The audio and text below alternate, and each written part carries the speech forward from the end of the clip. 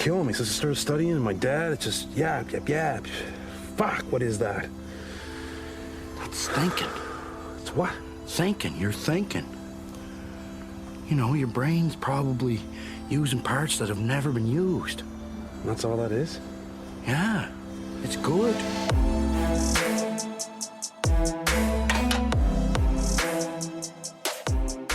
All right, everybody, welcome back to another week of Muskies on Tap. Welcome to episode number 123. I am one of your two hosts tonight, Gus Manty. We also have a phenomenal guest and Top Gun angler on the line. Live, actually. Coming up later, we got Gregg Thomas on. Him and his partner Rick got the Top Gun Team of the Year in the PMTT to wrap up the season. Big shout out there. Gives kind of the lowdown on how he got her done on all the tournaments. Gives out a lot of great details. A lot of good pro tips, honestly. I mean, Gregg's the wizard. We've had him on many times and always enjoy his company. So, let's introduce the other Mott members on here tonight. It's been a minute. You know, we're gonna welcome him back. Big round of applause. We got Mr. Brian Eckel here. Brian, how you doing? How's the last 2 weeks been for you? I know we're gonna have a little Ryder Cup talk. Maybe save it for the Oh outro.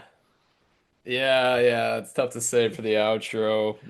Did a lot of golf viewing this past weekend, college football, just a great slate of sports this past weekend. Had Oktoberfest on Saturday. Ooh, Had Really? Where what's at? that? just downtown A-Town, Mob The City Big Apple? streets. I can't believe how big of an event that is. I guess just everyone's excuse to get out and drink a little, but. Typical It Wisconsin was it events. was it was tough to kind of divide up my day. Like, what do I prioritize? Ryder Cup, college football, going down to Oktoberfest, and it's like Drinking. all these things pulling me in a different direction. So I think I divided it up well, watched a good amount of the Ryder Cup. We can get into that later as much as I want to delve into that. But while I was doing that, y'all two were bellied up next to each other, fishing a little, bunking together. How was your weekend? Yeah, it was. I mean, it was great. The championship weekends definitely get a little long. Pre-fishing all day. Throughout the week, and then through 2.5 days of tournament fishing is a lot. That full day on day two. Obviously, we'll get into it. We needed it, but having that extra third day, when you're kind of falling out of contention, things don't really feel as nerve-wracking at that point anymore. So it just kind of turns into fishing. But no, it was a blast. I mean, we just had such a good time down in Iowa. Shout out Becker for hosting us and just kind of showing us around Clear Lake. Just such a fun time, man, hanging out with those fellows, Nick Clayton, Alex Becker, Gus. Like we had them all on the pod last week and just had a blast. Got to see some of the other guys that we met on the trail along the way. Shout out Tempe, his partner Colby, some other Iowa guys, and just yeah, good Yeah, time all Ridgeway around, Yamo. man. Ridgeway, Yamo had some good meals. Gus is getting beat up by the waitresses down there pretty good, which is hilarious. Oh yeah, we can delve into But that or now or whenever. That was yeah, outrageous. yeah, Gus is just having a tough run on waitresses down there. Night one, we go to like a steakhouse kind of thing, and Gus orders an old fashioned, and he's like, "Can I do olives in the old fashioned?" And she just goes, "Ew." Like, And what do you mean Gus is like, you? "What do you mean, ew? Like, I love olives. Like, it's not that crazy." And she's like, "I'll just put them on the side in case you change your mind." And like was giving him shit, and then doesn't even bring him any olives when she brings out the drinks. We're like, "Dang, that's ice cold, Gus." And then like night two, waitress comes up to him and she's like, "I was told this entree goes to the gentleman in the green and blue shirt." And Gus is like, "My shirt's white and gray. Like it's No, no, not green. no, What is that guy, no. The guy in colorblind?" the guy in the green and white, and I was wearing a blue shirt. Yeah, you're wearing a blue shirt. And Gus is like, "What are you like? Is that guy colorblind?"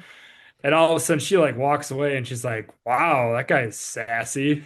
And comes back to him like 10 minutes later. And I don't know if she like what was going on there. She's like, by the way, I actually am colorblind. So yeah, it's like something I deal with. And Gus is like, I didn't mean to, I was just joking around. It was It's kind like, of like Punched him a into a corner. speaking out loud. Yeah, touched a soft spot or something. I felt really bad, and I just had no idea what to say. and I'm pretty sure there was one other thing that happened, but I can't even remember at this point. I don't think so. I think we're good there. I think that was it Oh, though. Sounds like they oh. wanted you. Oh no, it No. was the Michelob Ultra and the pickle. He ordered a Oh, that Michelob was Ultra with a outrageous. pickle after day one, and the lady is like, "It's like pickle." She's like, "Oh, this is a bar. I got to go find one in the kitchen now." And I'm like, "It's not my order." And she's like, "I'll be right back." Like 15 minutes goes by, still no That was pickle. Gus's Michelob insane. Ultra is just sitting there on the counter. I'm already on my second beer. A Mick I'm Ultra and a pickle, man. What the hell? Where'd you get that? it's It's a delicious. Minnesota thing. It's delicious. I've never heard about that. I just couldn't. Yeah. I mean, I was taken aback by that. A bar that doesn't have a pickle at ready, any sort of Yeah. pickle, Yeah, what about for a bloody? order it. Right. That's what I'm saying. A light Yeah. beer on So tap, and it takes that. That was crazy. Like I'm pretty patient man, but that was like I turned over and looked at you. I'm like, yo, where's my beer? And you're like sitting yeah. right there with no pickle in it. They had to go into the back to find them. I'm like, that's insane.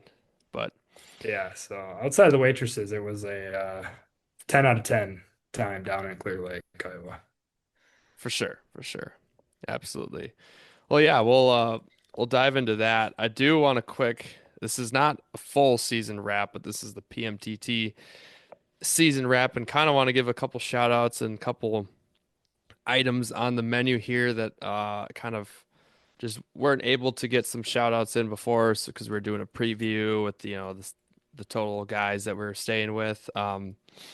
But for starters, last week, if you guys haven't seen on the Angling Anarchy page, Brian Scaife, um, I shot a video with him and he just posted it not too long ago. I think it was the 27th of September. He posted it last Saturday.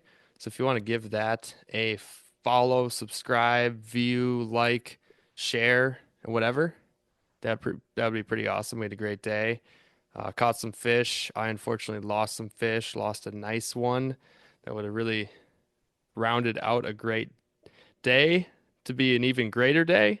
But yeah, also shout out to Wave Products, the WAV, our boy Austin Wiggerman. Shout out. Been using that on the old tiller, which to be honest, when I first was putting her in there, I just kind of wasn't sure on where to put it. It's kind of tough in the tiller, but I think I've found a home for it. So far, it's been great keeping the rods out of the way when you're going fast. It's money. It's absolutely money. Absolute money, and I know for a fact it's going to work even better if you do have a console or a side console. I've seen it in those rigs. It's perfect for those. So shout out Wave WAV. Then we got Tadpole's Reel Repair. Came in absolutely clutch. Trey Mason directly sent some reels I sent to him to get repaired. Two Tranxes and a pen, and one of those Tranxes was absolutely just demolished, and he polished it up perfectly. That was that Worked low great. speed one, Shout and out literally Troy. the night before the tournament, put line on it. Didn't even like think about testing them out. Just started them out on day one of the tournament, and they ran smoothly. So shout out. Shout Find him out. on Facebook, I think. We'll have a shout out in the pod about Red October, of course. Also want to shout out, we got Finn's Braid. Been rocking that all this year. Love that stuff. St. Croix, rocking them rods. Love them. We mainly used some testing rods, some 10 footers that have been awesome. And then my favorite ones, of course, are the Big Nasty and the Blue Ox, the 9 foot heavy, 9 foot extra heavy. We got Net Buddy, shout out. We're doing some stuff with them and using the net and the puck and everything. Been loving that. We got Musky Metrics, shout out. If you want to get more into that, I know he did a podcast recently. Jeff Lang, the creator of that, on the Backlash pod with Jeff Woodman. They had a new update. It was sometime this spring, but if you want to check that out, definitely do that. And then last but not least, the double shout out is Boat Sport Marina and Alumacraft riding in style with the new all blacked out 2025 Alumacraft. Been digging that thing. The fishability in that thing is insane. So, as you guys have seen, and the old tiller for life, somewhat. Maybe when I get old, I'll get a console. But Just a side I've been console. digging that. Just a side console, something a little cheeky. But yeah, that's where we're at. Let's dive in. Let's dive in. Let's dive in. I've been heard a ton about it, just little updates here and there from you guys. Heard a little bit from Greg on what went down with him, but what's your guys' recap? Started maybe start with pre-fishing, unless there's something eventful that happened prior. Yeah. Prior, no. I mean, other than Max went down to clear once before, got a little layout. Figure out that they absolutely love Huntsy tails. So that was kind of a given. I show up down there. I drive down caravan with Clayton Spees, and we get in late Monday night, like closer to midnight. Get up fairly early-ish. Get out in the water. He goes out his separate ways. I went out mine, and I didn't know I really wanted to attack the day. Max said there's tons of fish in there. Becker said there's tons of fish in there. I'm like, well, I definitely want to fish right away. I don't really want to drive around, but I also want to figure this lake out quickly. So I just trolled and slapped in some boards and trolled some bucktails around the lake. Lost one. Kind of figured out the weed situation. Converted to one bucktail, one crankbait, and about an hour while Max was driving down to join me on Tuesday, the first day we pre-fished, I lost a giant on a Hammer Customs chain hammer, like an all white color, and just short line troll, like 11, 10 feet of line out. Um, Rod tip barely in the water and just peeling line. And I had the drag way too tight, rookie mistake. I turned back, my head cam shows it, and it's just a white whale. One of those like Clear Lake ghosts that Becker kind of tells us about. It's like it's pretty typical of the bigger fish of the year. Like the typical ones are like that 45 to 47 out there, but like there are 48, 49, 50s. They just don't show up a whole lot. So that kind of freaked me out, but I'm like, oh my God, they're chewing for sure. And then now we pick up where you come in, Max, where I pick you up from the launch and we're just kind of amped to get out there. And I think we struggled for a little bit pre-fishing.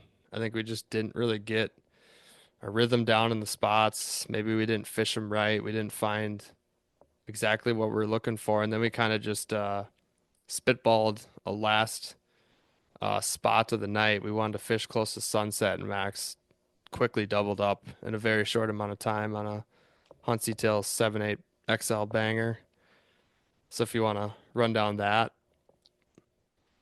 Yeah, no, it's just yeah, I mean, I think if day one, Clayton, when I had called you, Clayton I think was like 1 for 11 in the first couple hours of pre-fishing I by think himself.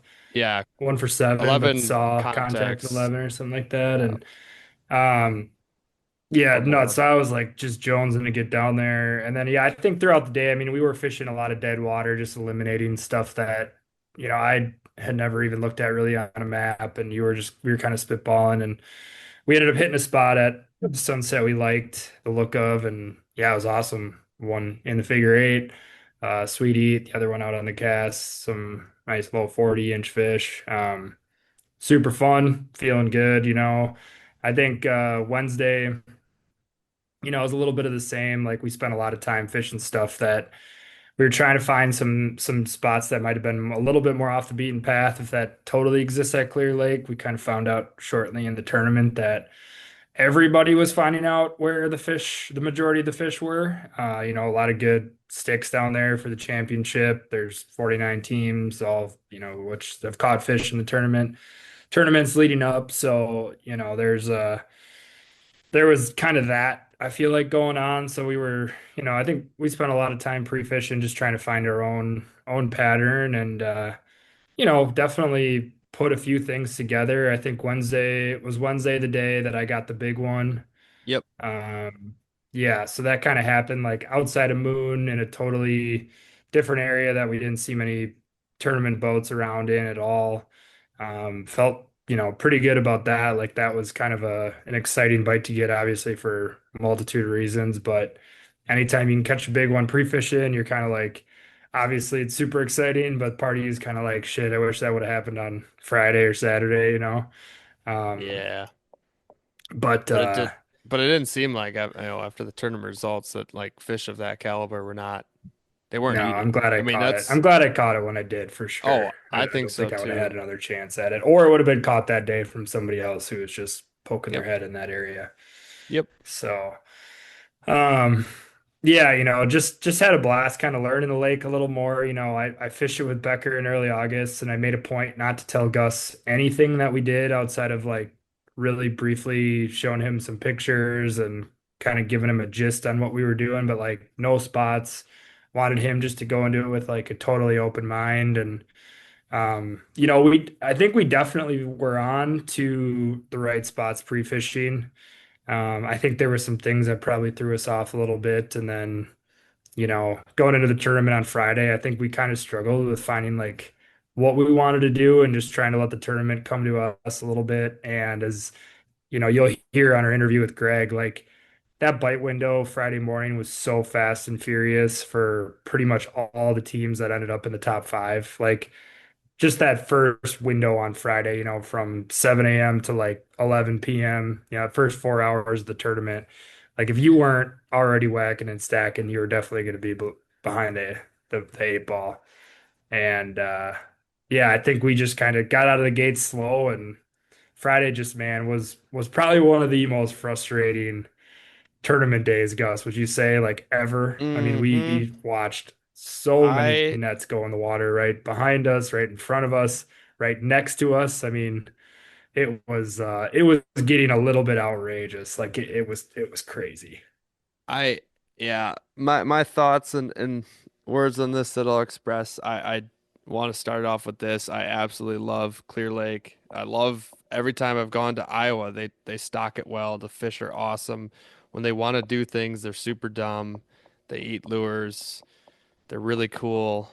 But Clear Lake was something else where I would love to go there with 48 less boats out there. Because I tell you what, that was get in line, hop on the train, and not allowed to go left or right, and that's where the fish were, and it's just people boxing each other out, and the weed lines are all just kind of straight cut. There's no like mid lake stuff other than rocks. There's docks to hit, but the dock bite was just not going from what we found.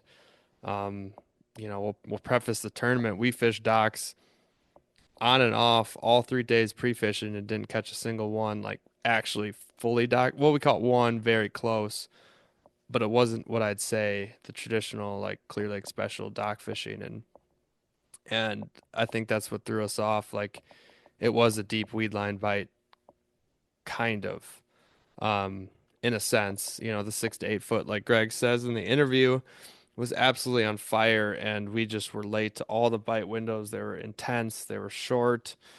Um, I mean, we got to see it on the following day, but like it was just not my favorite style of tournament fishing at all, which is weird because like we're typically a find an area or two or three and just beat the piss out of it. It's really hard to do that when you were always, and I mean like always next to 3 to 8 other boats. And this is a half field tournament too. And this is how many boats are in these spots. It was quite ridiculous. They And were people were still loaded. catching. They were loaded. Yeah. And that's the thing is we kept trying to, talk about where these fish were coming from when they were feeding. Like, are they moving in from deep water? Are they moving out from super shallow water into these like what felt like feeding zones of that 6 to 8 feet cabbage stuff where it just like you could see four nets in the water at the same time because the fish would just move in. And like I was joking with Becker, I'm like, man, these fish are just like twisted in the head. They just, when they get going, like they just love eating artificial baits. Like they just got Hmm. a kink or something, man. They just like love getting caught. It's just weird, like they were just getting the piss pounded out of them in these same areas and just kept coming back, kept coming back. And Friday, yeah, like you said, we were just late to the game, and I think it was just such a kick in the nuts, like watching Greg catch that fish at 340, like right by us. I mean, my lure literally landed 5 feet from his partner's lure. If that kind of illustrates to you guys how tight some of these areas were that people were fishing, and then watching him just catch one, it was cool to obviously see Greg catch one, but you're just like, what can we do right to get on top of a fish when it's eating? And obviously you Yeah, need to catch one to make it to Sunday. So we were feeling the heat, man, with all these fish being caught. Like that's a tough place to be mentally when you're just like everyone here is catching and we did not get a bite. It is like mental fuck. dungeon. We were Mental caught. dungeon. I was very caught in that mental dungeon on day one, and it can happen fast. I mean, it was as many fish are in there, like we truly got humbled pretty bad on day one. Um, it turned into musky fishing for us, where pretty much what it seemed like every other boat was musky catching, and we were just spectators at that It, point. I Like we was were just out there looking having fun, I was looking it up. suntanning. It's like 3,500 acres, which is like the same size as Lake Tom up in Minocqua. Right. So like how much of that lake was actually how much of Clear Lake's actually like fishable?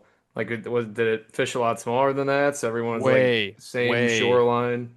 way Way smaller. smaller. Yeah. Stretch Lake Tom out and just delete all of the mid lake structure. Yeah. That's what it was, You just which had to is hop shoreline insane. structure and weed beds.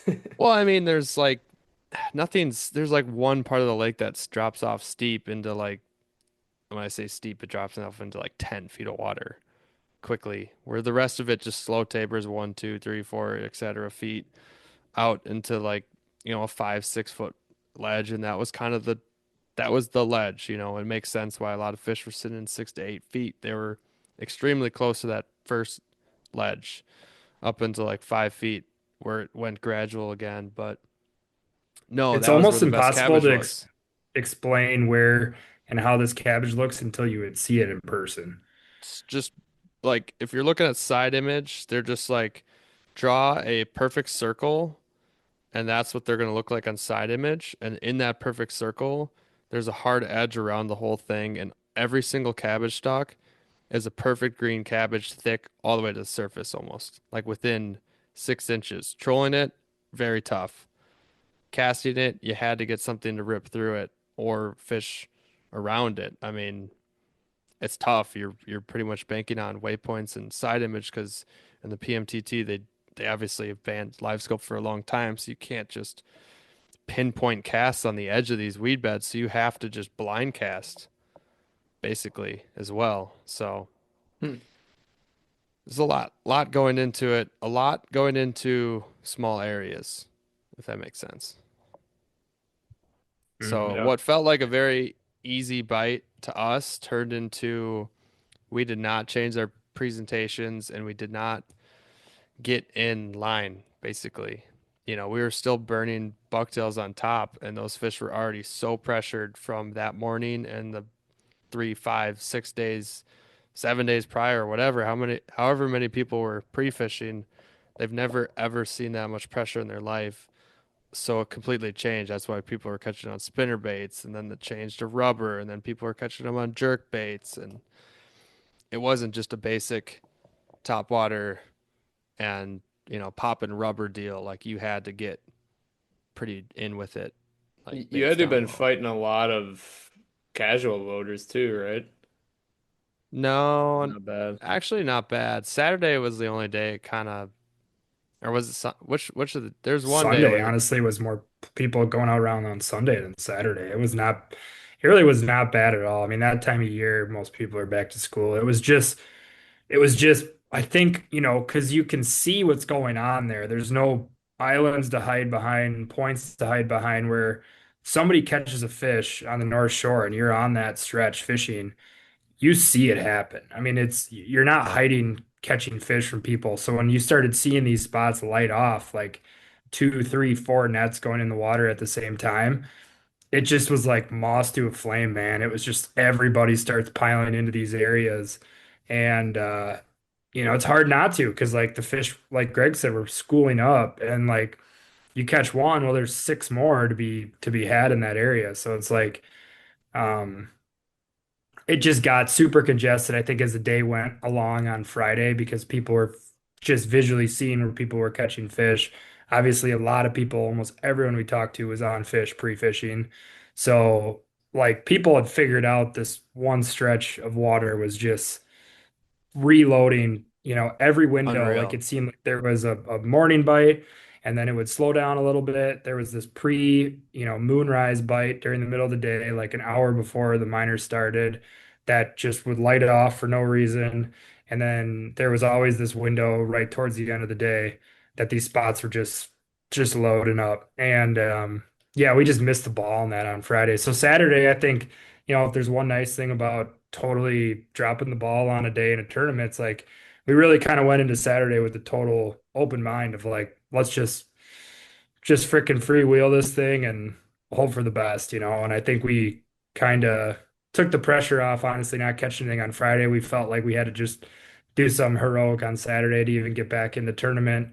But we didn't do anything in the morning window, and I think the pressure kind of started to mount a little bit on Saturday because it's like, well, shit, man, we don't want to gooch in this tournament. Like it's gonna set records for the amount of fish caught. Like let's just do our best to get one and fish Sunday. We got a fish fry tonight.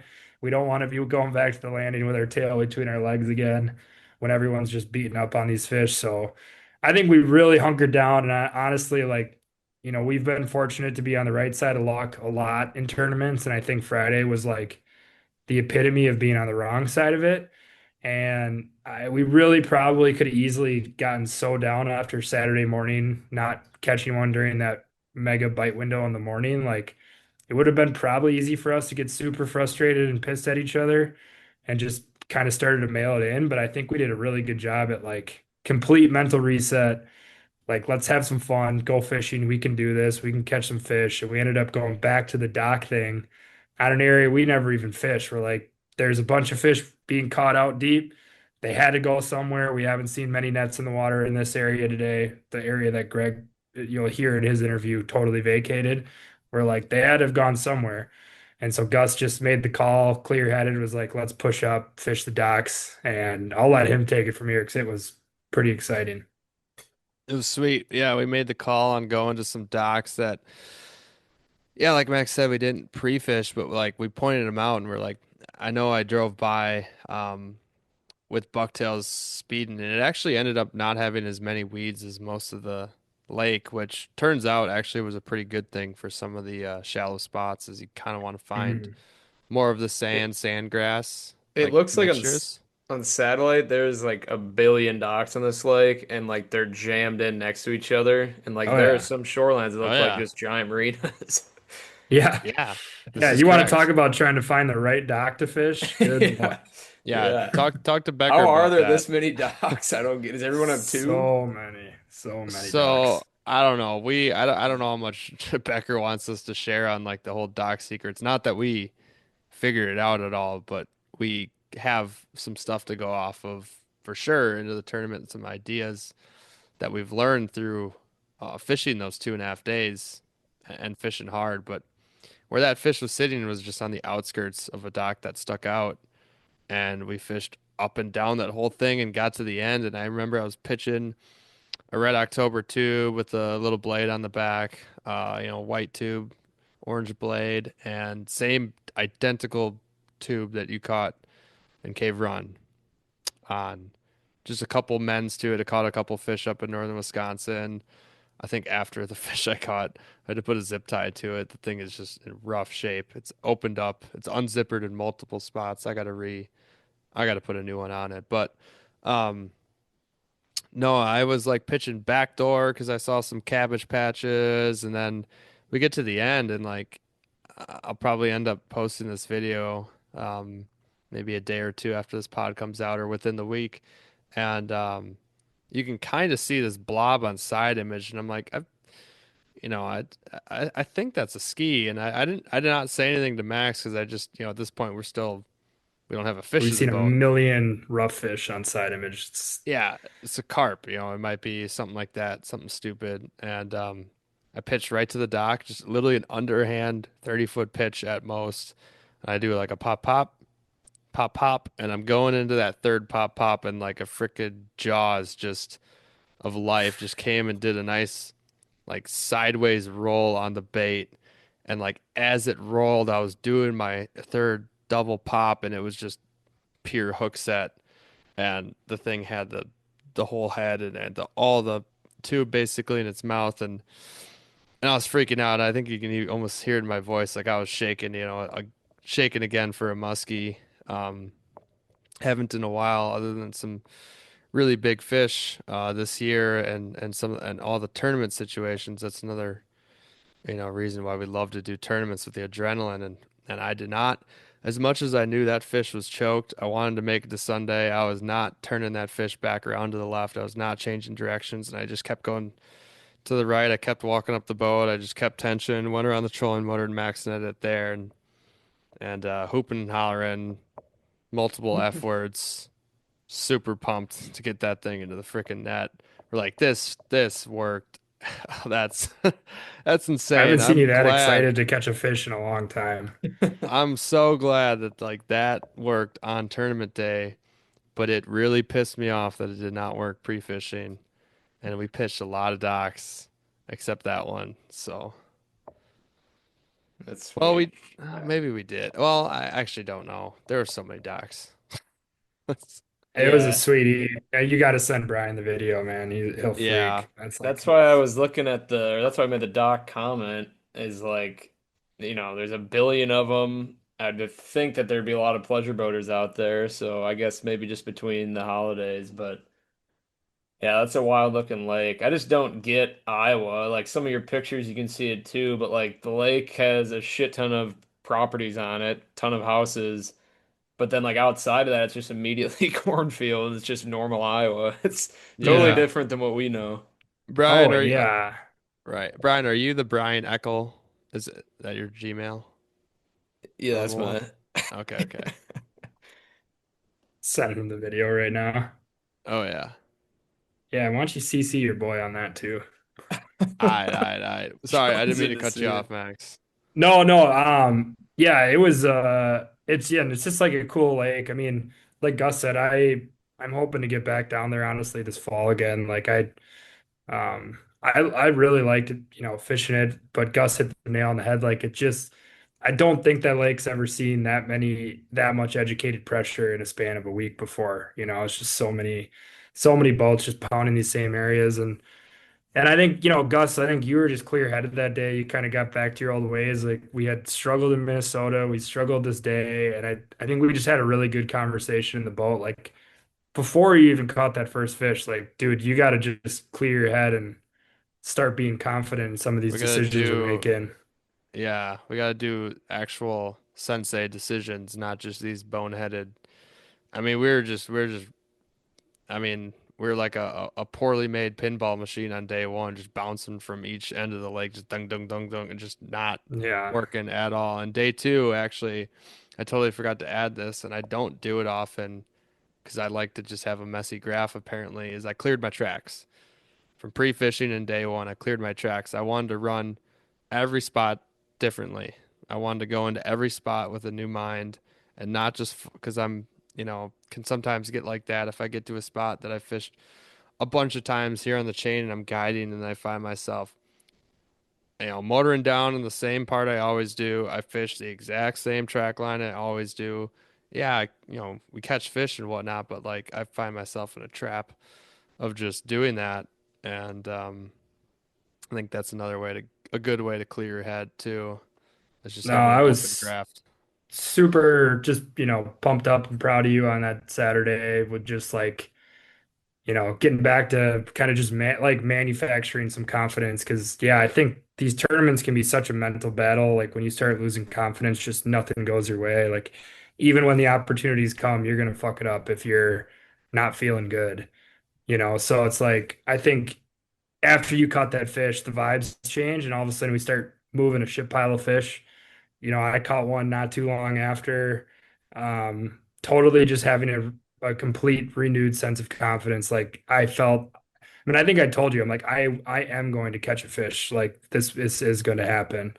I Hmm. was really confident in what I was doing. It was that spinnerbait thing through the weeds, and like it just totally made sense, you know, after day one, throwing a bucktail most of the day and not having those fish come up and then changing it to the spinner bait and getting it down deeper and I mean, really ripping it hard through those weeds to engage those blades.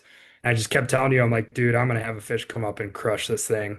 And it's like once you just start saying it out loud, like you just start believing in it, and the next thing you know, just boom, it happened. And ended up, you know, losing two, you know, really losing one and having another one try that day. So, you know, could have been a triple. We had three fish hooked, three nice fish too. I mean, all upper 30s to 40-inch fish, Yep.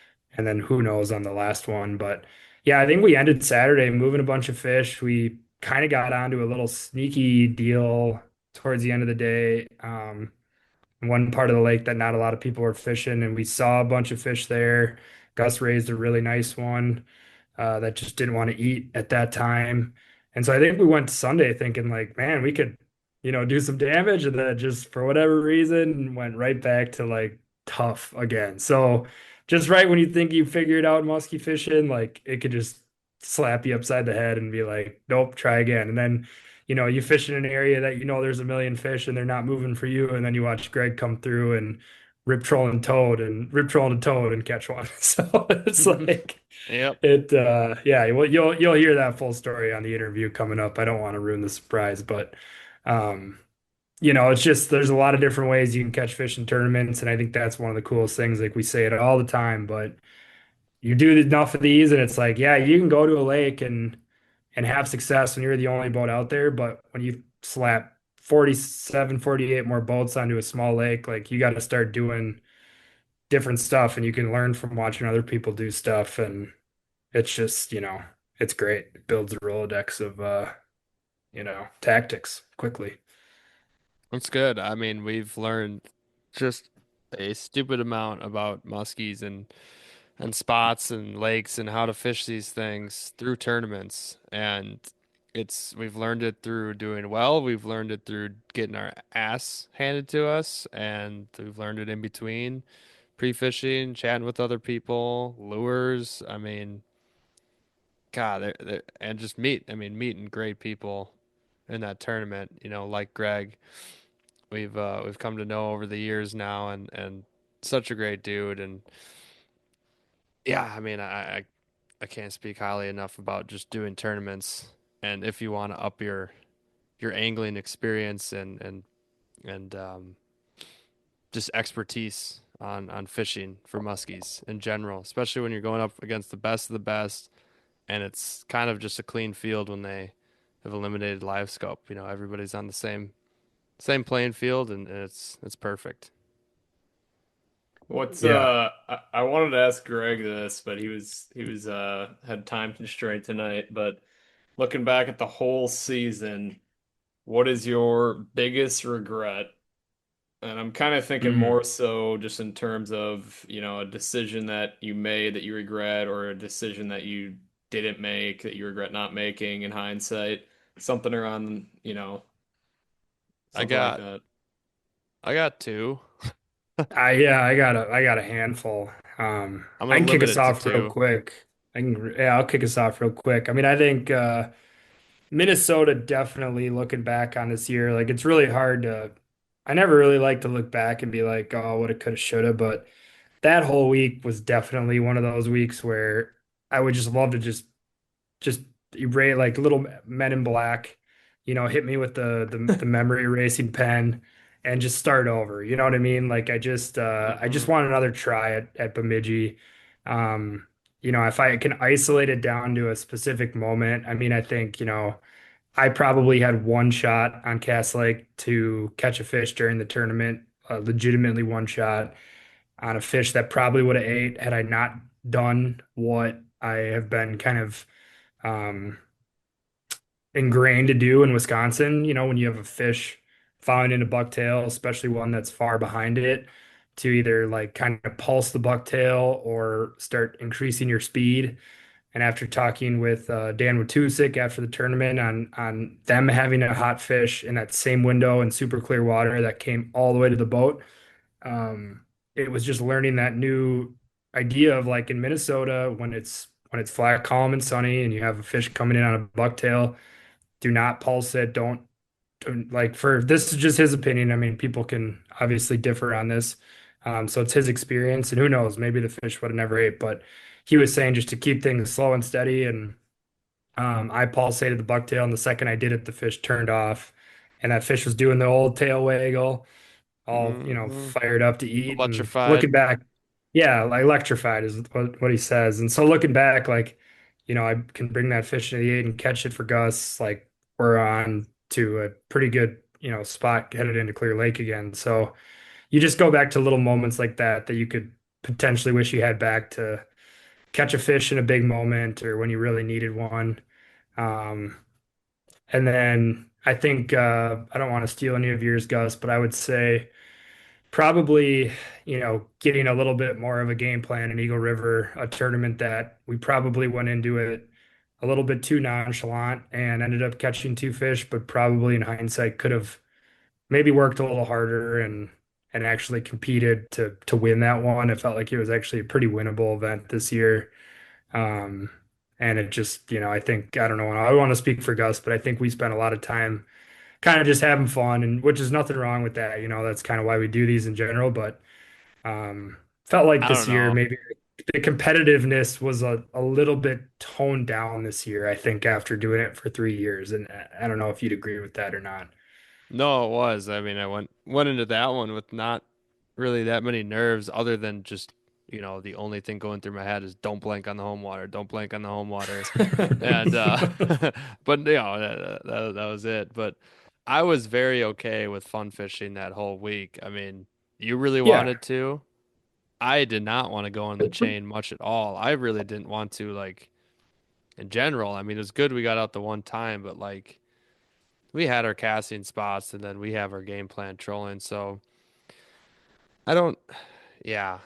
I mean, I definitely agree with what you said. I don't say I don't have no regrets, but I'm very, okay with how that. Obviously, I'm hungry to get more out of it. But Cass is where it really just like it was just on a downhill. Like we had the fishing cave, and then we caught fish in Eagle River. So we're like, oh, we're keeping our consistency. Let's just go to Cass and catch a fish. Can't be too hard, right? And my regret is we did not go into Cass with an open mind.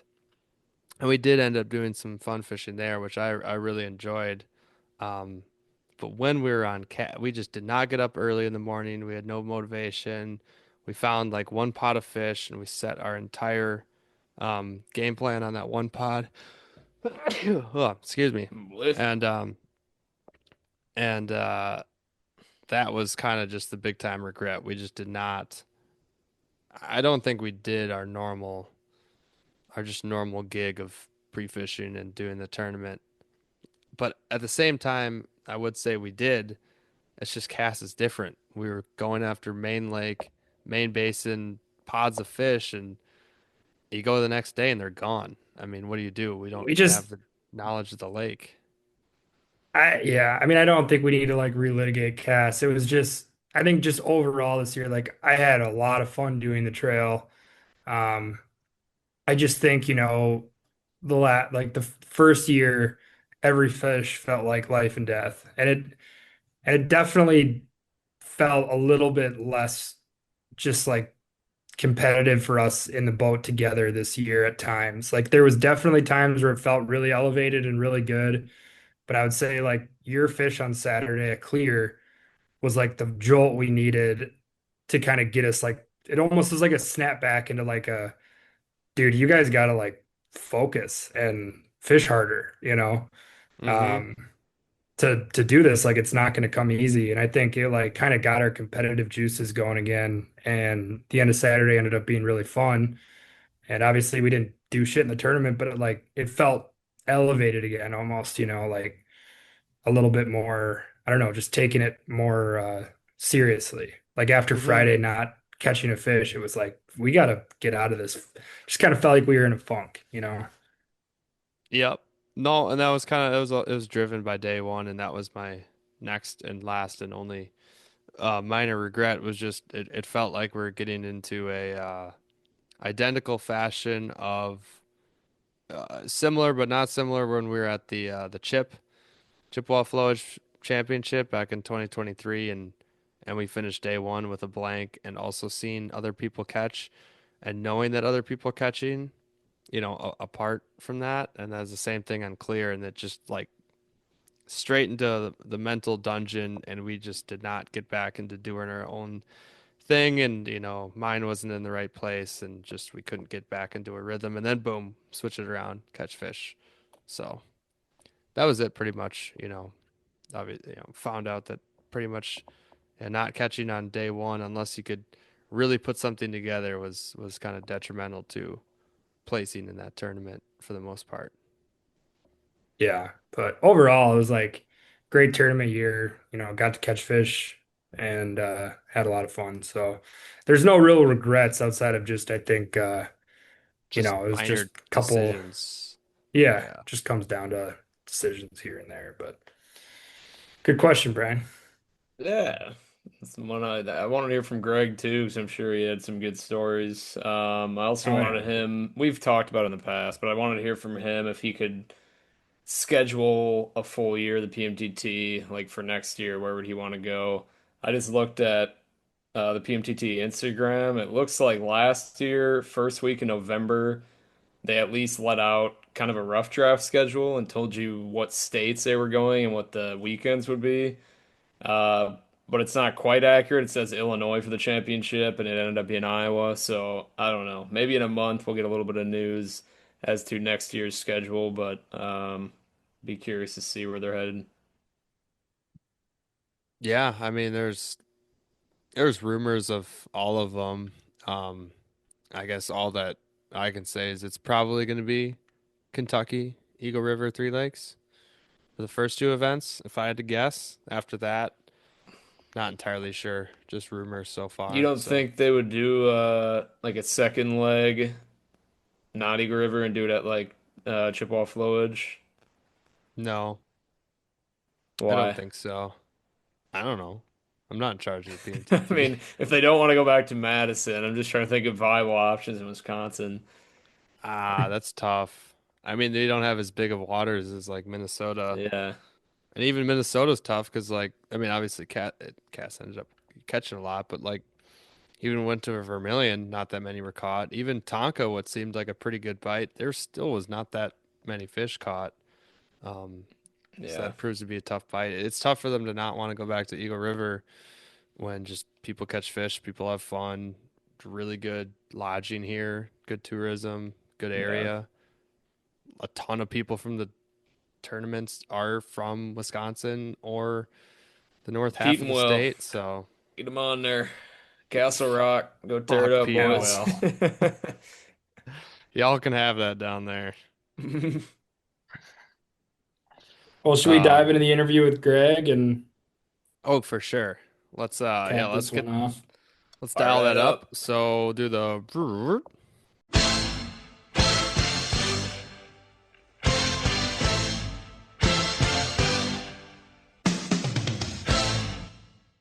Greg, you're in like 4K. I know. This I is like all some the K's. high def. Is it what good? comes Most what I don't comes look good after in high 4K? def. I'm like most people. Most people do not look good in high def. I'm a low def person. This is a If I much could wear a different. hat, I mean, last time you did it, you were like on your bed under candlelight, so this is just a little different it Yeah, is. what Now about professional the level of professionalism, I think. yeah, now I just look like, a plumber that showed up to fix your toilet. Yeah, sure, we'll go with that. So, yeah, that light is freaking bright. Are you guys recording now? We are recording now. We're Nice. rolling. Oh, look at that. Oh, look. Oh, I set the mood. There we go. There's no mood there. That's a little Well, bit of while mood. you're setting the mood over there, Greg, we're going Uh-huh. to introduce you, which probably needs no introduction, but we got none other than Gregg Thomas on, who we've had on multiple times. But before I even get any further, we have and are talking to the 2025 Top Gun Team of the Year, Gregg Thomas and Rick Hoover. Yeah, I've got the same hairline as you, Gus. Look at this. Jesus. He's getting there. Come on. I'm wearing a hat because of I that. need to wear a hat. I need to wear a a burqa or something. That way I would look the best. Um, this is no, I'm bright. I like this. Nice. Yeah. So what are you guys talking about? What's going on? You, man, You. you're the star of the show here this evening. You guys Oh took it God. home in Iowa, Top Gun Team of the Year. Congratulations. What a run. I don't know how Yeah. many times you won Top Gun. It's got to be getting, what, 3, 4, 5 times? That was our fourth. Fourth. So yeah, no, it was good. It was fun. It was one of those years that it was, I think we were the only team that got them in every tournament, which I'm still kind of surprised about. The Yeah, it wasn't easy this year though. I mean, you guys were at all of them and seen the cave run was stupid with the high water and Eagle River. I mean, I think Eagle River was probably the only normal type temperatures, wasn't it? I mean, Cass was a little warm. It was, smoking there the last weekend in Iowa. It's still hot here. I don't know. Are you guys still warm, Gus? Yep. Warm until Sunday or Monday. 80s. Upper Yeah, 70s, 80. we're supposed to be. I think tomorrow might be our last hot day up at Lake of the Woods, and then finally it's going to cool down, and next week is going to be kind of normal 50s, low 50s for highs. So but yeah, I think this is our last run of this warm crap, and I'm hoping it's over with. Yeah. How's fishing up by you? Here, I came back up to some tough fishing, honestly. It seemed Mm-hmm. like while we are in Iowa, that like first part of the heat up, some Mm-hmm. buddies were still catching fish and being fairly consistent, but now it's like it's set in. Maybe the fish are going to be a little bit better now that it's consistent, but it's still so hot. I mean, Monday was flat calm. I saw the temps rise from like 60 to 62 in the morning because it was like 45 that morning. It got up to 82 air temp and the water temp shot up to like 72, 73 in Mm-hmm. 7 hours or something ridiculous. So, Yeah, we're seeing that too. It's not we're not quite that warm by any means, but I mean it's warm. It's been windy the last 2 days. Today we had just bullshit fronts coming through that kept annoying me. mm. With a lot of lightning and crap. So it was yesterday we got a couple fish, but it's been I don't know. This whole year's been weird. So um but we'll see how she goes. But Well, how oh, I was just gonna say we can start from the top at Cave Run. okay, I know you guys placed, was it third, second? where? No. Or did you just get the one? We got the one. We got Oh, that's 13th. right. Yes, Oh, I mean that's it's right. very hard to get 13th place, but we managed to do it. And I'd like to thank all the small people that made that possible for us to get 13th place, and the small muskie that gave us 13th place. No, it was, well, you were there. It was awful. It was, water was 20 some feet high. I think maybe it was right at 20. It was coming down, if I remember, because I remember I could walk to the marina versus then getting on a pontoon boat. That guy's job who shuffles people back and forth. That Yes, guy's a legend. it is. It is. Now, folks, that is why you want to get your GED, is to definitely, so you can drive the pontoon from the dock to the parking lot, which is about 35 feet, and not kill anybody. That right there is what life is about, and he's really good at it. And he is probably one of the best boat drivers I've been around. but he, yeah, no, that tournament was tough though. We had very few fish caught. There was so much high water, and everybody when they talk about high water, no one realizes what high water is until they see really high water. A lot of times in the northern lakes and stuff, kind of in your area there, and even up here at Lake of the Woods, if it comes up a foot and a half, people are like, "Oh my God, the lake's high," and I'm like, "Well, shit, that's Thursday." That's we fluctuate, up to 25, 26, 28, 30 feet sometimes. Which, and there's like, well, if it floods, when the water goes up, just go back in the trees. Yeah, right. It's just like, just drive your car right through that forest right there. Yep, you can do it. Come on, Hermione. You can just get right in there. You can't do it. No. So, and that's the biggest problem. We got a high water like that. It kind of makes it limits the water that people are fishing. So a lot of people there. But it is, you can still catch them, but it's tough fishing. I mean, you guys got one, right? 37 on the last day and a short one. Yep. Yeah. Max got a short and a 37 on at 10, 11 a.m. on the second day. Yeah. I think it was right after I talked to you guys.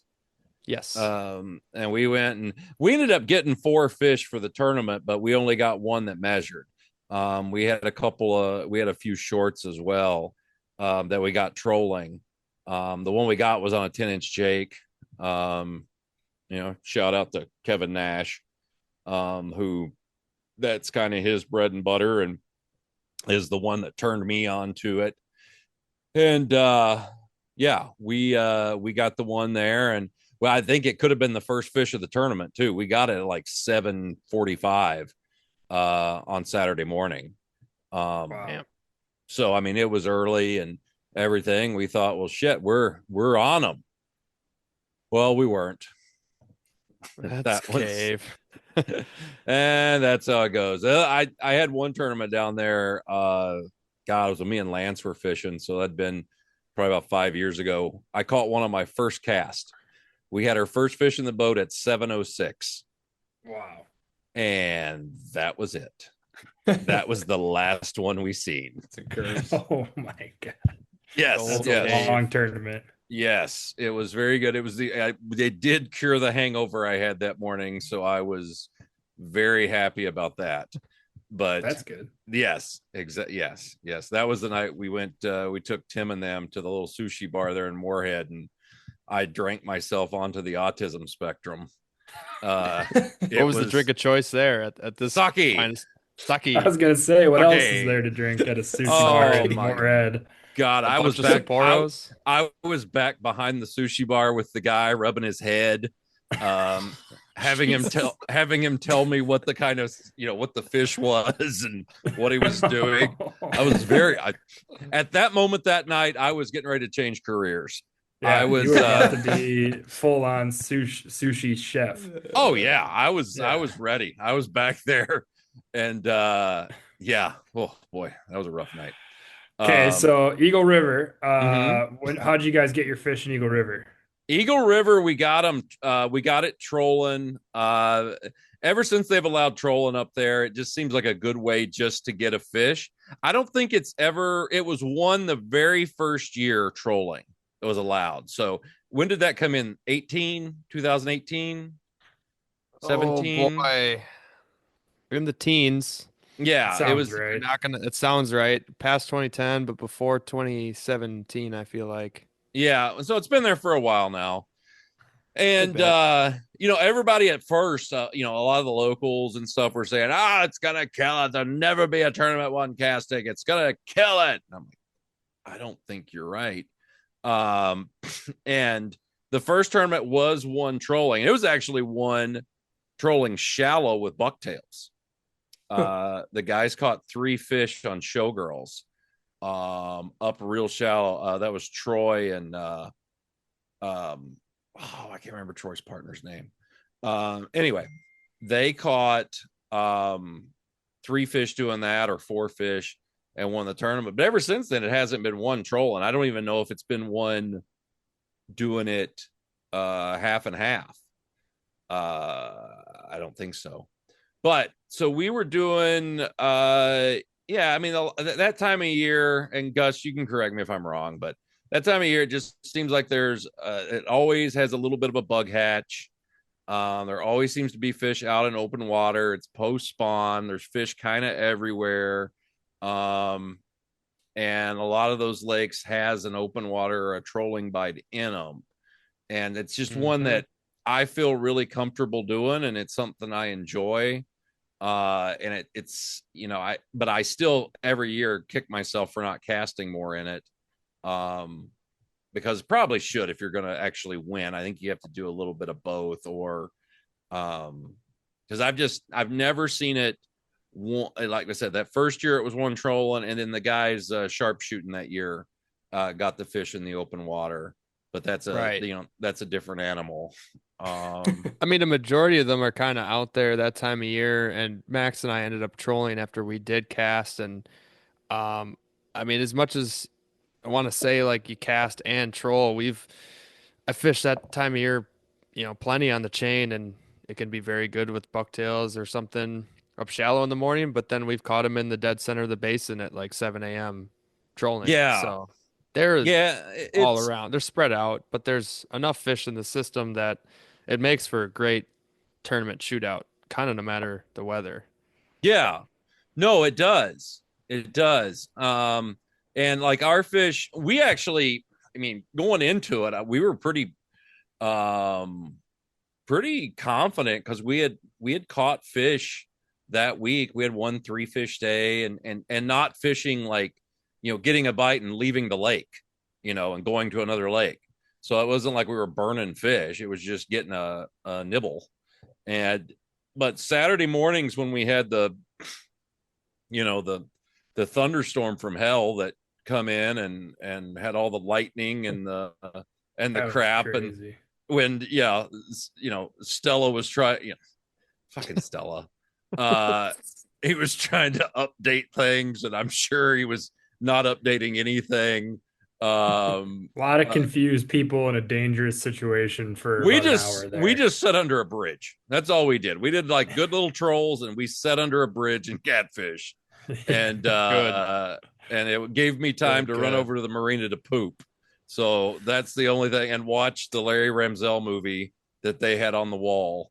The Lumacraft movie. Yes. You're at Boat Sport then. Yes. I was watching Larry Ramsell while it was thundering, as one does. And it was, but that, I mean, it was, and then we got out literally, so it was probably an hour delay. Is that what it was? 8? Did we finally get out at 8? Yeah. Okay. We got out at 8, and we went into Cranberry, and we had at 9 o'clock, we had our first bite, and we had a good rip. By the time I got out of the holder, it popped off. And then we didn't have another bite all friggin', and guys were catching fish around us. It was really annoying. I bet. It was, yeah. And I mean, when you see the pontoon go by and catch one, you really you just don't want to start punching children in the face. And that's what that was our Saturday. It sucked every place. We did end up catching one like 28 incher, of course, in yellow birch at the end of the day. Oh, wow, you went way up there. Yeah, we couldn't find.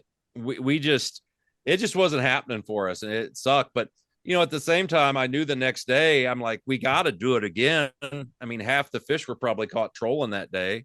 And that's really all we had to go on. And so on Sunday, we went back into Cranberry and kind of found a little area with a lot of bait in it. And then just really worked it hard and ended up getting a 41 and a half on a 7-inch slammer, the deep diver.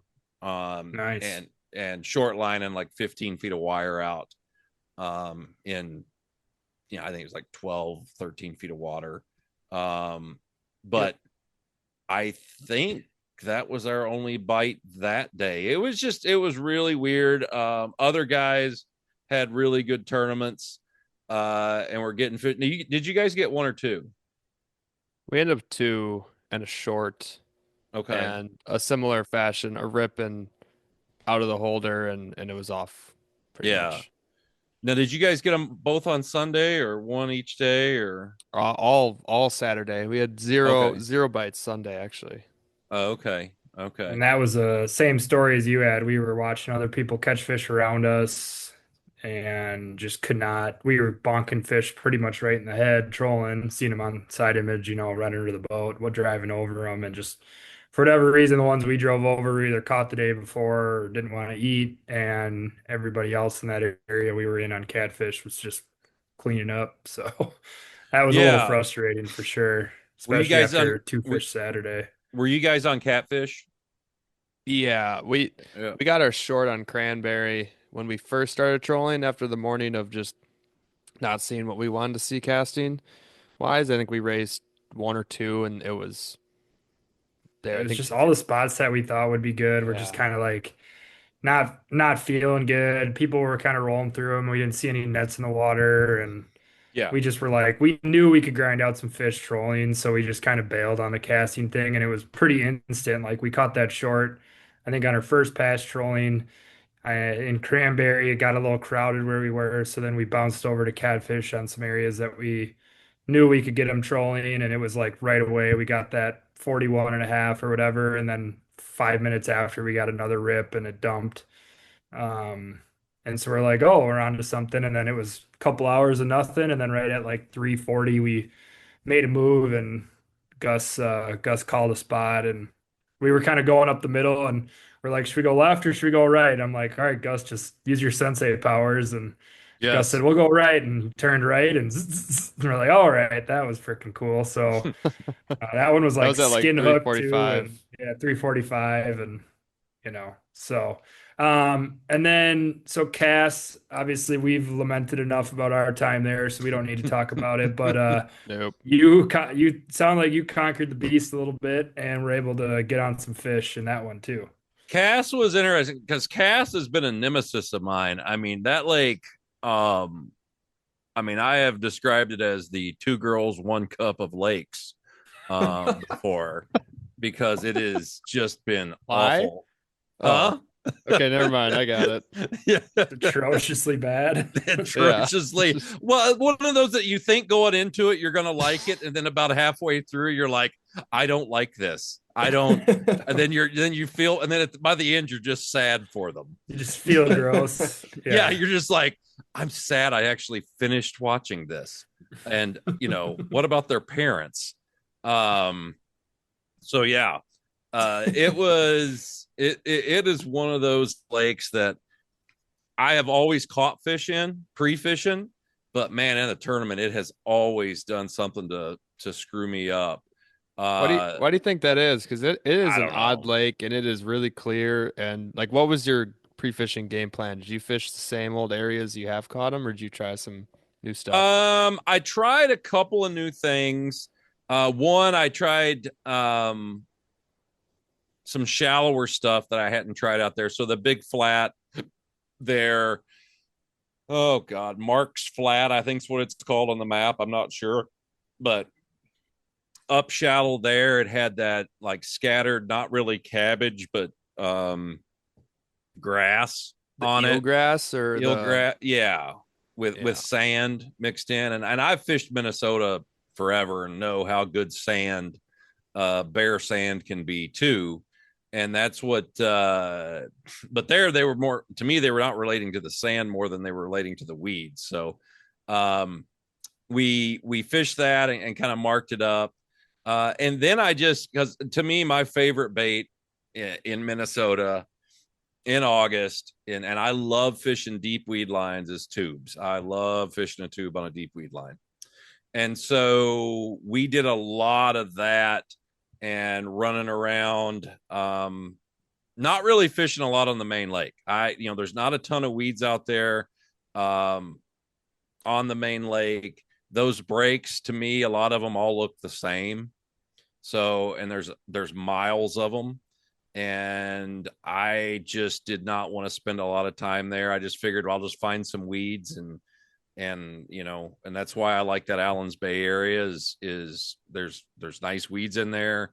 Again, a lot of stuff looks the same, but there's weeds, and I just figure the fish are going to be, as long as I got weeds, I'm pretty sure a fish is going to be around.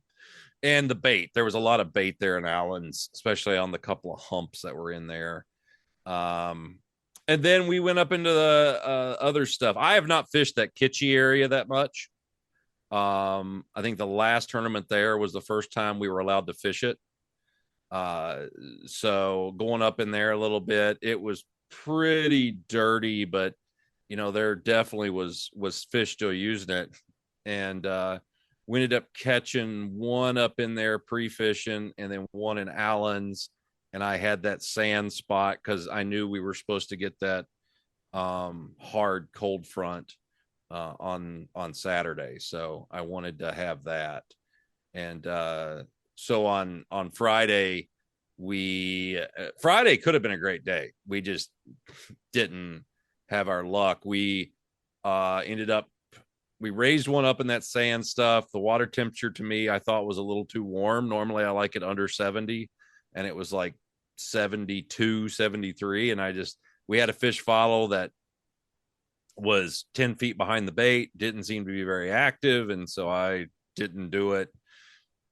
And then we went to Allen's and was fishing one of the humps out there that I had caught a fish pre-fishing on, and noticed a couple of fish porpoise up shallow on top of the hump. We went across the top and was throwing one of the Hunzy tails, like a 9-10 Hunzy tail, and lost a fish about 38 on the figure 8.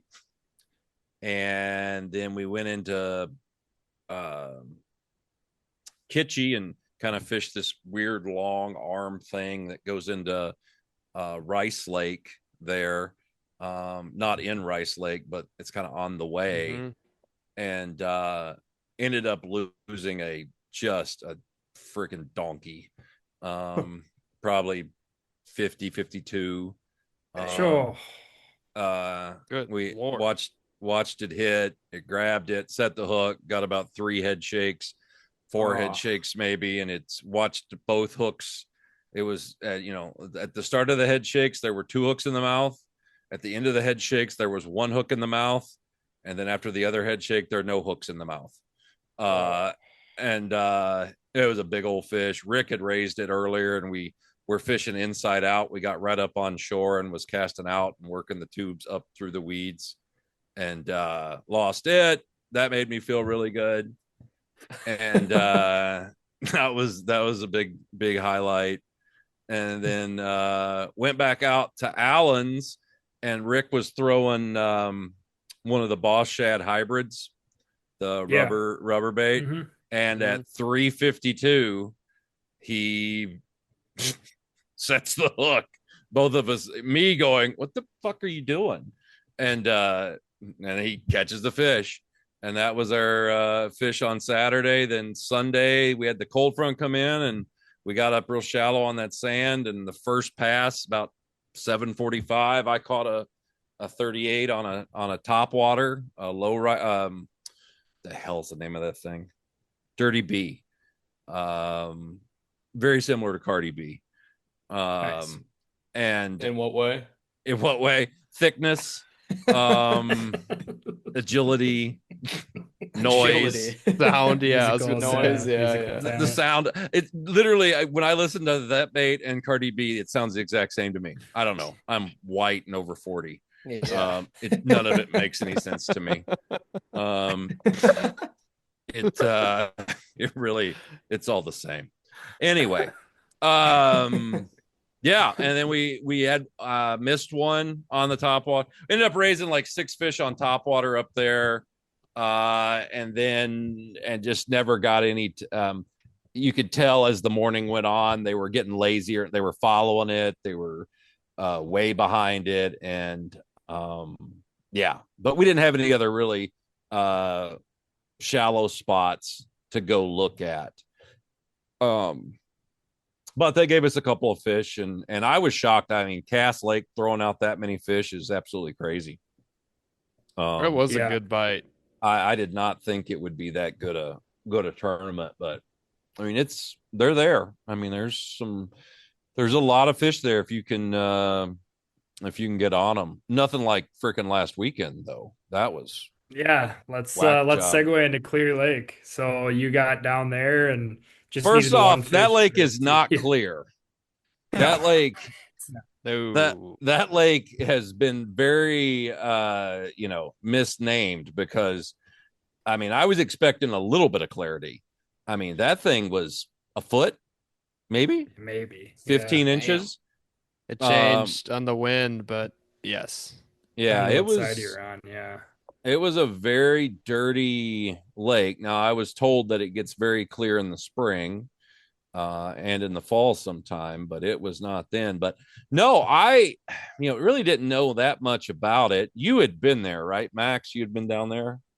Yeah, I fished it once with Becker in like early August. Okay. I mean it's amazing the population, 40 was there 40 was it 49 teams? Is that what it was? Yep. Something Okay. like that, yeah. 49 teams, 126 fish caught. I mean, But it just 37 boats caught. So that's insane. actually how many got Yeah. fish. 37 boat. That is crazy. We so we got down there, we drove and didn't get down there till like 3 a.m. on Tuesday morning. Got up probably on the water at 10 and fished all day. We just trolled looking for stuff and caught one, lost one, and had a rip. Did a lot of marked a lot of the cabbage. It's weird because when you find the cabbage, you're either in cabbage or you're not in cabbage. It was Right. super thick pods of cabbage. And that's how we kind of stumbled onto the area where we did our best on Friday. The other thing that I thought was really weird about Clear is the way the fish packed up. They were definitely Never seen something schooling. like that. Yeah, I've seen it in Minnesota, but I've never seen it anywhere else where they just school up like that. Because that area we were in on Friday, I was seeing them on the side scan. I was seeing them, when we pre-fished it, I was seeing them everywhere on the live and stuff. And even on the side scan, seeing them. I mean, they were literally everywhere. And, on Friday, we had gotten, we always stay with a group of guys when we do these things. And one of the guys in the group, Bob Harris, had a couple of fish on spinner baits on one day. And we were just kind of talking. And so I went out on Thursday, me and Rick did. And that was on Wednesday I think they caught 5 on Wednesday on spinner baits, and we didn't hardly do shit. So on Thursday, we went out and tried some spinner baits through one spot, that one area that we had kind of seen some fish and caught 2 in the first pass, and was like, all right, fuck it, this is what we're doing. We know they're here. Let's go look for some more weeds that are similar to this, and that's what we did. And then on Friday morning, we went through there and we caught our first fish before 8, like just before 8 o'clock. And I say but I've seen this happen before where you just get a hot bait. Just happened to be that day I had it. I was using their Lippy spinner baits made by a guy in Rockford, Mike Kruger. Lippy, Lippssy. I don't know. Lippy spinner baits. And they're big tandems. And the black and chartreuse one, no clue what it was about that bait. Maybe it was the cadence I was running it. I have no idea. But I had 9 bites and landed 5. Lost 1 on a jump at the net, and the other 3 just 2 head shakes and gone. Spinner baits, it sucks because I like spinner baits, don't get me wrong. My first growing up, that was always my biggest fish came on spinner baits, but the hookups are sometimes not the greatest. And Yeah. Were you battling with other boats right away on Friday morning, or did you kind of have that area to no, yourself? it was me and Mark Lajewski. It That's was crazy. Yeah. it was just me and Mark, and that was the only boats there. Then Ken Trail came in and fished it. He lost one. Mark caught one. I got mine, and then an hour later, Mark got his, and then Ken came in and they lost one. And then for whatever reason, between 10 and 10:30, I caught three in that little time. No, I lost one on a jump and caught two. And then it's just randomly through the day, but it was pretty dead from like noon to 2 o'clock.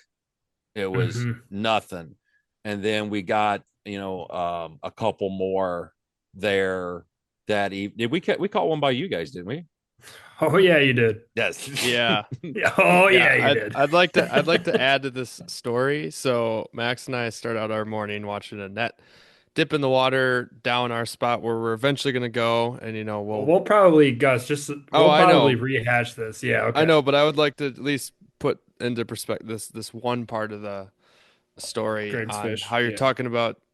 Well, no, not exactly that fish at the end of the day, but more so when you're saying all these bites to the spot, and it was just you and Mark in the spot to start, then Ken and Michael show up. We showed up to that spot. It was on our list. That's actually the first spot I got a rip trolling pre-fishing before Max came down. We lost it. We ended up moving some fish there.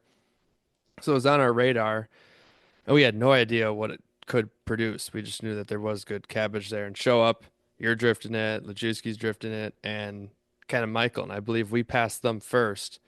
And they're like, how's it going? We're like, zero, nothing. Haven't seen a fish, seen some nets in the water. They're like, we got one, lost two. Gregg's got three, probably lost some more. Lajewski's got two or three or whatever it was. And I'm like, well, we're a little late to the party.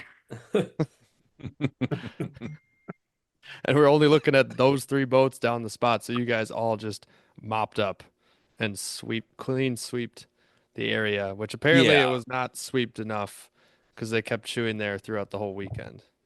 Yeah, it was one of those spots that, it was, it was basically a 6 to 8 foot cabbage pods, patches, sporadic. And there was one section that was best for us, that where you had like 6 bites in this one small area that day. And then we had some, random ones through it as well.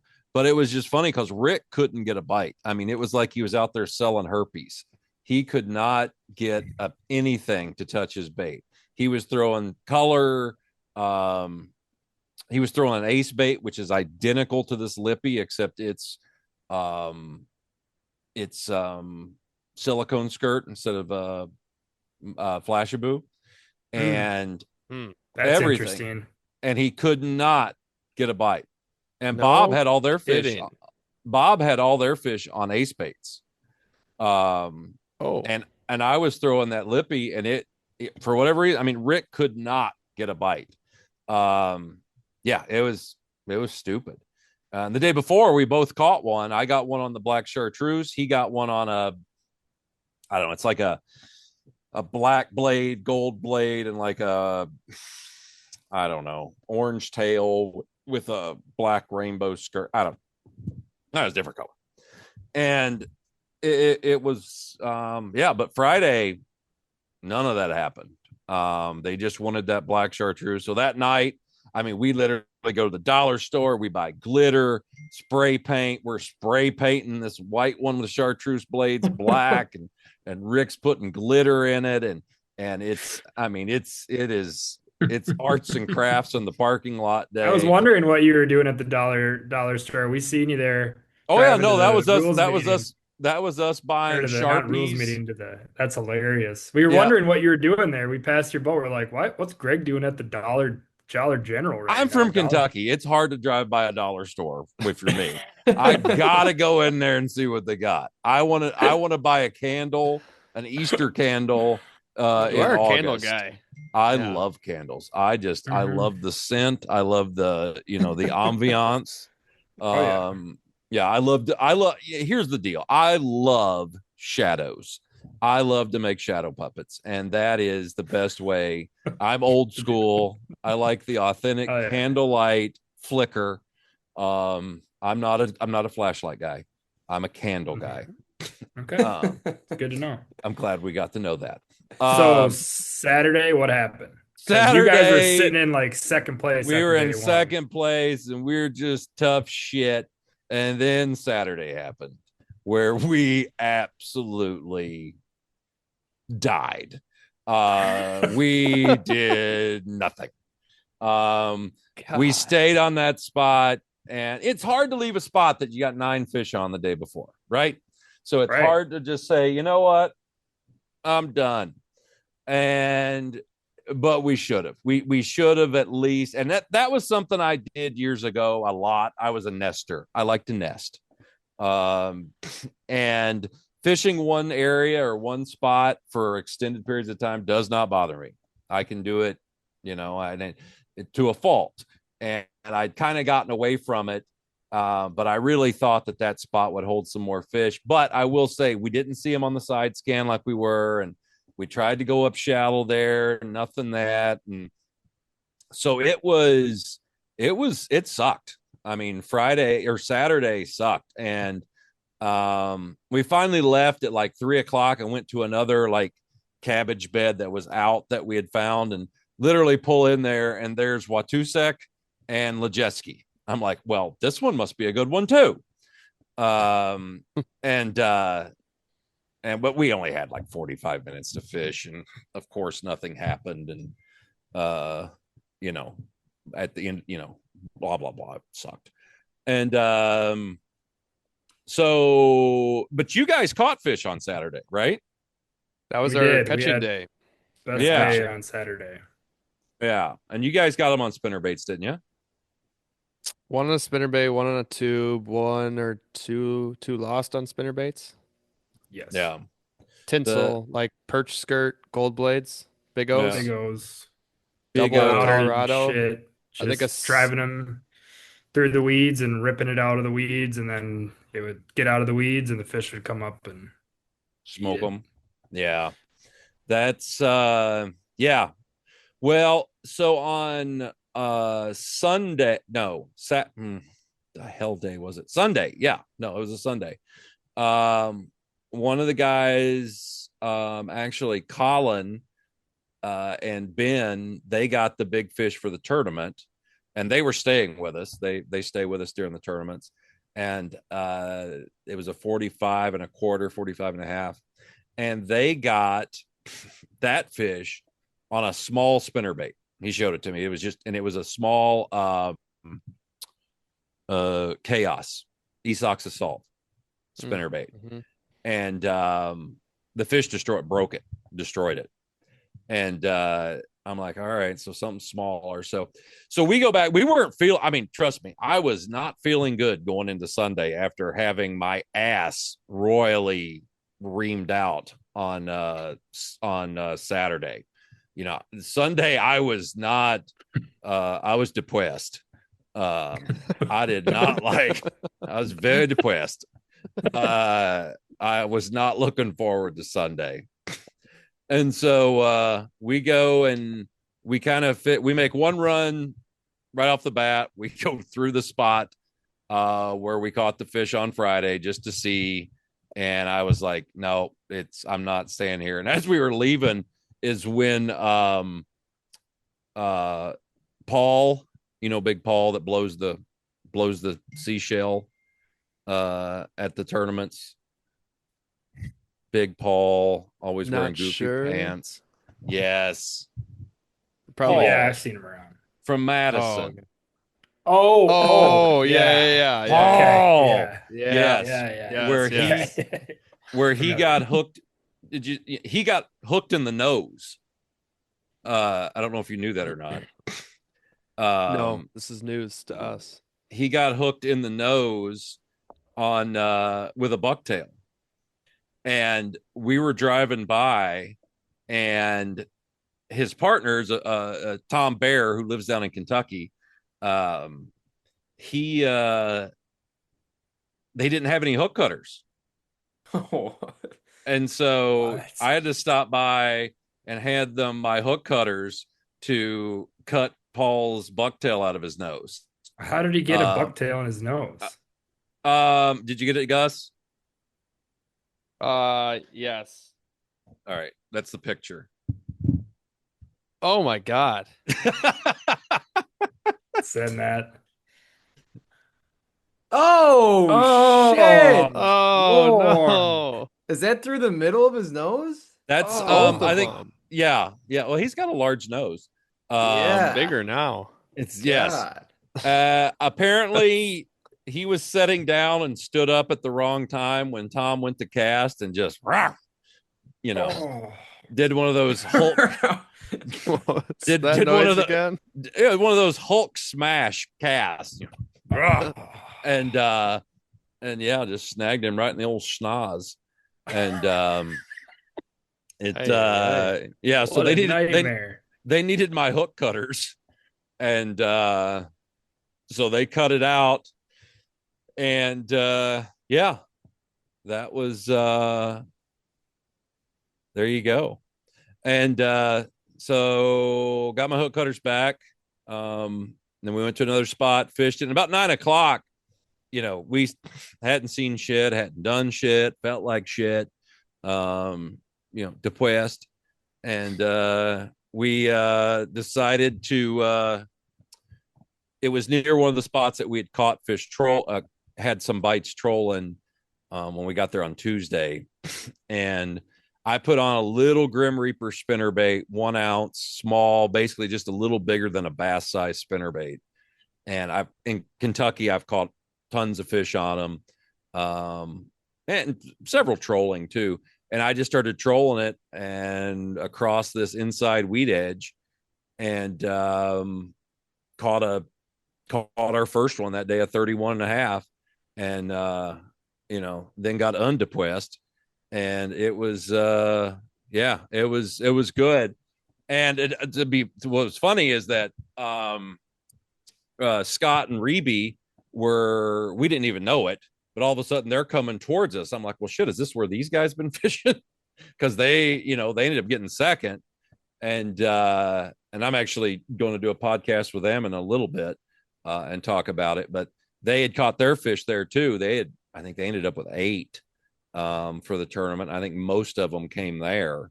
But so anyway, we do that for a little while longer. It just didn't work out. Nothing was going on. So we moved down to an area I think you guys had been fishing some by the Bible camp there. Yep. And we started. Can't wait for this story. It's just so ridiculous.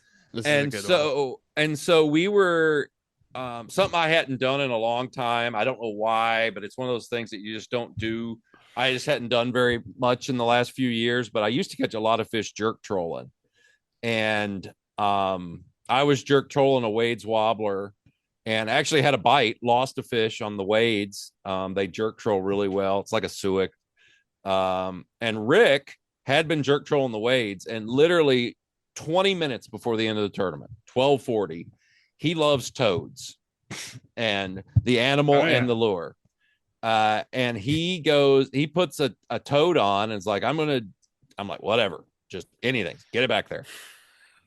And we're going along, and we were right beside you guys talking. Oh yeah. And I was literally getting ready to say, well, I guess the fat lady sink. And about that time, Rick just yells, "Got one!" And and to be honest, I didn't know what the fuck was going on. He hooked it at 12:58. 12:58. He gets this fish on, and I'm like, oh wow, okay. And so it goes right into nurse mode where you're just focused. And he got it up. It came in fast because I just tightened the drag and reel, and we got it in the net. I'm popping the hooks off. He's grabbing the board because he didn't know what time it was. He had no idea that it was that time. And I'm like, you got to hurry. We got a minute. And get it up, get the picture. At first, he gets it up, drops it back in the net. And I'm like, we ain't got no time. We don't have time for this shit. So he got it up. Took the picture, got it on the board. I snapped 3 or 4 pictures and was just like, whatever we think it is, it's good. And I sent them to Tim, and we did it. And we had the only thing Tim told me, he goes, you got 28 seconds, motherfucker. And that was it was exactly what he told me on the phone. We got it in with 28 seconds to spare. We watched it all go down, and it was awesome. I mean, Max and I were looking at Rick when he was doing his rips, and all of a sudden he goes, "Oh, I got one!" Just stops dead in his tracks. Yeah, no, and I mean, let's face it. I mean, jerk trolling. I used to do it so much. I've caught a ton of fish doing it in the fall on Mille Lacs back in the early 2000s. God, I can't tell you how many 40-pounders I caught doing that with bulldogs. Just don't do it anymore. It's one of those things you just don't do it. What's a couple tips for that? Is there like I mean, I know different baits are probably different speeds. Yeah, weight and speed are a big thing. If you're doing it with like jerk baits, having one that runs fairly true. You don't want to run one that's real erratic. You're going to just blow out most of the time. It's not going to handle the speed. So I've always loved the chopped off nose baits, like the Wade's Wobblers. There was one called an Eat Me Woody for a while. There was a Mar something or another bait that's like that. So just not the ones like Suix and stuff will work, but it's got to be tuned really, really well. The ones that don't have any type of tail or something on them tend to do better. And then with rubber, it's really easy to do with rubber. And I really enjoy it. I've caught them on a lot of lakes doing it. The key with rubber is weight. Add extra weight to the belly. We used to put, before there was anything, before innovations came out with the weights, and before chaos came out with the weights, we would just hang big bell sinkers off the front hook. Because the key is just, you don't want it to roll over. And, and the speed wise, you don't want to go real fast. One, it'll kill your arm. And the other thing is with like rubber, the faster you go, the higher it wants to ride. Does that make sense? Yes. When you pull it, it's going to want to come up. So with rubber, you want to go slow. So like, I don't like going over 3.3. When we were doing it in the fall at Mille Lacs, getting a lot of big fish, we were doing like 2.5. And slow. how are you running your tiller? Like that's what I wanted to ask you. I couldn't ask you during the time. One hand on each pole. I got my left hand on the tiller, and then I had my rod kind of underneath my left underarm, and I was holding it by the with my right hand on the foregrip and just kind of pulling like that across my body. And that way I could still set the hook. You can do it like this too, but it's going to wear you out a lot quicker. Gotcha. But if you just do it like this, it doesn't wear you out as bad, and you get a really good tricep workout. So yeah, I mean, if you want to really impress the bitches. I just couldn't believe it, man. It was something to behold. Like seeing you guys catch it that way in that area was pretty cool. Like I think Gus had side imaged that fish when you guys were rolling through. Didn't say anything, and I'm like, I don't want to cast at the nose of your boat. I would have. I'm like, I would have. Screw you. We didn't need it though. We're sitting at 2 fish, about 6 fish, 7 fish behind. It sounded like 2.5 minutes to spare. It sounded like at the end of the day there was a bite. There was definitely a bite going on. You're gonna have to release that video at some point in time. Hopefully you got the footage of it. I don't think I was actually videoing that day. We might have it. You might have it. Yeah. Honestly, You might have it on your head cam. probably I'll do. have to. You know what? I'm gonna look after this. I never really looked at the end. I never looked at Sunday because we didn't do shit. So I just didn't look at that footage. Yeah, That I'd would say be if pretty you were funny to looking watch. at us, then you would have got it. I mean, I know you definitely got the fight. I do. and stuff. I do 20-minute loops, and I know I stopped it like probably at 105. So got the whole thing. Definitely got It's it. somewhere. Yeah, we had. Yeah, and so I mean that gave us 7 for the tournament, which is the best tournament I'd ever had. Fish wise. The only problem is it's a it's 30 inchers don't give you much points, right? Yeah. Yeah, we did see that. And yeah, if you got to go, Greg, by all means, we can wrap up too. I know you said you had a time limit, but yeah, we noticed in the leaderboard because there were so many fish caught that there was quads and fives that were beating out sixes because they were catching 40s and the people with six were only catching one around 40 and then five Sure.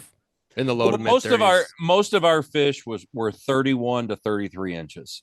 Is where they were, and in the tournament, for your listeners that don't know, a 30-inch fish is 14 points, a quarter inch per 1 point per quarter inch. So a 31-inch fish is 14 plus 4 is 18 plus 10 points for a good release is only 28 points.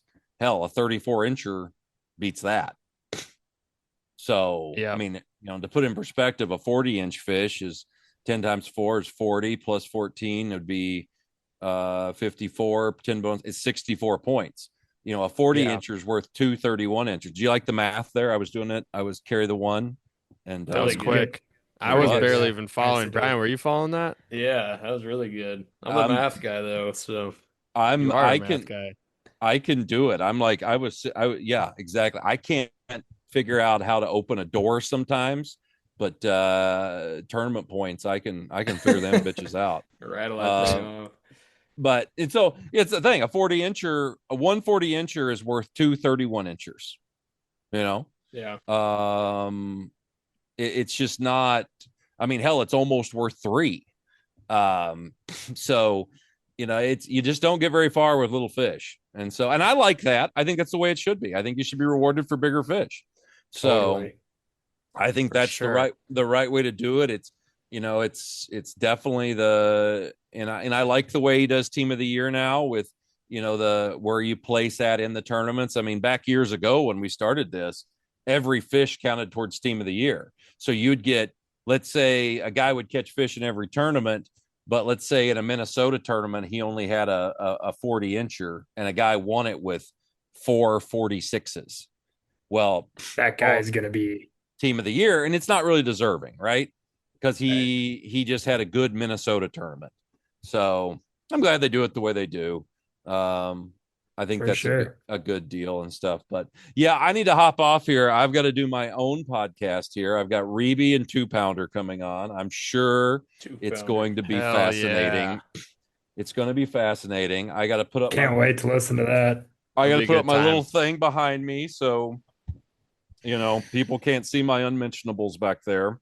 Tell them that the Mop Boys say what up. The Mop Boys. They'll know. They're gonna have no idea who that is. Yeah, they will. 2-pounder listens. I've talked to him a bunch. Shout out 2-pounder. Yeah, shout out 2-pounder. I like 2-pounder. But he also is the one person that had the biggest fart I've ever heard in my boat. I mean, it was absolutely amazing. Earth shattering. That's wonderful. It was, yes.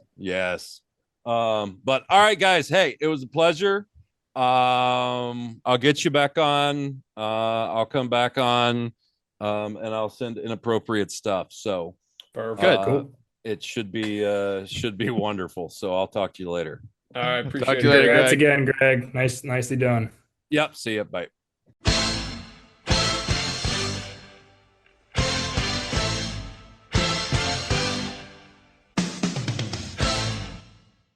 All right. Well, we are back after that great interview with Gregg Thomas. We had a blast with him as always.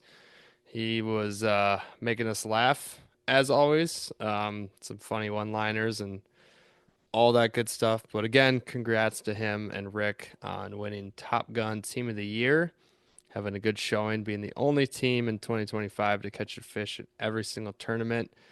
Of course, on paper, doesn't sound too hard, but when you're really out there going against a lot of people, it is a tough task to do. So again, congrats to them. And all right, boys, it is now currently October. It is not Yeah. October weather, which kind of Guys, sucks, but have we even congratulated Ty and Ethan on their win? oh, of course. Ty and Ethan dominated. And Yeah, we didn't even give the final results. that's right. We didn't even go through all that. Run down the leaderboard a little bit here. My apologies. No Here. cake and candles, anybody. Fuck them. On to next year. Okay, good candles. Oh, no, I mean, I think we got it because it was just an awesome leaderboard. And Yeah, so okay. Yeah, and I mean, of course we got, Becker and McLean took fifth. They mopped up a whole bunch of fish. But Ty Sennett and Ethan Smith took first place to win the Recon Boats World Championship, brand new Recon. They got 1, 2, 3, 4, 5, 6, 7, 8, 9 fish. nine fish. Nine fish in 2.5 days. Looks like 2-pounder and Reby got 8 fish, Pounder. and we're pretty close. They got two really nice kickers, a 44 and a 43, and one upper 30s, but then the rest of theirs were smaller. It looks like Sennett Smith got a lot more mid to upper 30s in their smorgasbord of muskies. And then we got in third place Michael Gorman and Jason Stock. They stacked up Heartbreaker for them. 1, 2, 3, 4, 5. 1, 2, 3, 4, 5, 6, 7 fish. So it's 9, 8, 7. 7 fish for third place. Heartbreaker for them. They lost 43. probably a fish that for sure would have given them second. I think it would have possibly needed to be bigger than 43 to get them first, but still getting close, like really close. Really close, yeah. So that's definitely a heartbreaker. And then we got Eric Peterson and Lad Wildison in fourth place with 5 Shout out, fish. lad. Shout out, but really nice Big fish. ones. No smaller ones, of course, Clear Lake, large size, 42 and a half, 40 and a half, 38 and a half, 38, 35 and 3/4. So that gave them fourth place. And then we got 6 fish in fifth place for Ryan Becker and Alex McLean. Shout out. They had 3 upper 30s, mid 30s, and 2 lower 30s. They're starting to And get the hang of it. They caught fish every day as well, I think. That's kind of what Becker said, is that he probably got to catch every day to win it, and he was not wrong. Yeah, we hit the nail on the head at the 9 fish. I think the big fish fell short. And I think we all got smoked on how many teams made it through to day 3. Maybe somebody said 36 or 37 teams are going to make Somebody it through, got which it was on. 37 teams. And so somebody did hit it on the nail on the head. Yeah. Yeah, no, it was insane leaderboard. Changed every day. New teams were coming in, teams were falling off with not like still catching fish that day and still dropping out of the top 5. So unreal tournament, very suspenseful win, I'm sure, for Ty and Ethan, as they, at any point in time, who knows who was catching fish out there. So congrats to them. I think Ty's won the championship 3 times now, so 2 in the last 3 years. Not too bad. Good little Yeah, side so gig. good shit for sure. All right, well, you want to dive into some other sports here, Brian, before before we sign off this evening, Yeah. if people have gotten this far, they're the diehards. They're ready for the golf talk. So let's We've just get it been out of the way, man. waiting. Absolute just getting blitzkrieged by the Europeans. Made Yeah. a day of it on Sunday, but goddamn. I'd rather them have not made it a day on Sunday. Hmm. It's just embarrassing. Every year we get stormrolled in four ball and in the first 2 days. And I don't know who's to blame. Then there's reports that the US only, played 9 holes like twice in the week leading Crazy. up and just like There's no random. way that's true. There's no way that's true, but then you hear like Max Homa talk about when he was on the Ryder Cup 2 years ago, and he's like, it's totally different than a normal week, and you get, a 9 hole practice round, and then you have like a dinner to go to, and it's like hard to sit there and like grind in the course. So maybe that is true, but I don't know who to point the finger at. What I do know that's embarrassing is for Keegan Bradley to, and is this right, Max? I don't know if you know, but like when they decide who's playing who in the first 2 day team events, it's this guy, and then Luke Donald would choose who to put up against him, and it alternates. Is that correct? Or is that the Sounds President's Cup? kind of right. I think they just pick and go. I don't think the captains get to know who they're going up against. So Keegan Bradley just has a form that says match 1, 2, 3, 4. He doesn't know who the other guys already picked. I am pretty sure that's how it goes. Yeah. Whatever it is, maybe it is ironic, but the fact that he put out Harris English and Morikawa against Rory and Fleetwood 2 days in a row, Sacrificial lamb. yeah, it's unbelievable. What do we Yeah. think here? Harris English and It's Morikawa are just playing the best giving golf of them a their point. career. They're just It's gonna, just handing them a point. It's and just saying, then here you go. both days, it's like down 3 through 6. Like no shit, match is Yeah. over. It was Uh, bad. I mean, obviously I couldn't follow it hole by hole because I was fishing, but like I was getting totally caught up, and it just felt like Keegan was just getting reamed for the decision he was making. The course setup was terrible. I ended up turning it course setup is on my awful. way back home and, got to watch it as the US was making their comeback. But like every hole just seemed like it was a hit and giggle. I mean, you could hit it It wherever you was, yeah. wanted, and it didn't matter whether you were in the rough, the grandstands, the bunkers, like did not matter. You No. were you were able to just take dead aim at any flag. And so there A was lot of no that's not premium their on. fault. Like it was wet ground, I guess, from the week leading into it.